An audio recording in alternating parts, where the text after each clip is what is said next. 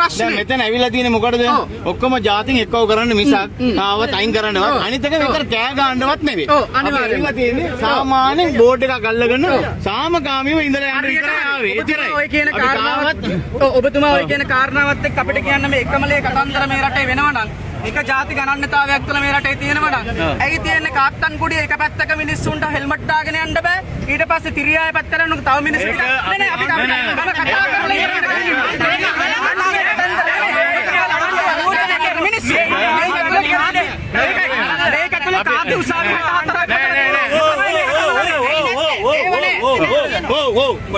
ප්‍රශ්නේ මොකද්ද? ප්‍රශ්නේ මොකක්ද? අපිට ඕනේ සිංහලයේ කියලා කියන්නේ. සිංහලයේ වෙනුවට හදන එකමලේ මොකක්ද? සිංහල කියන්නේ. සිංහලයේ කියන්නේ. අපිට දැනගන්න ඕනේ මොකද්ද සිංහලයේ කියලා තමුසලා අදහස් කරන්නේ. මේ යන්න හාමුදුරුවනේ හාමුදුරුවෝ ඕන ප්‍රොජෙක්ට් එකක් කරන්න හාමුදුරුවෝ කැමති විදිහට ගැටලුවක් නැහැ. මෙතන අපි සමාදානම සමාදානයේ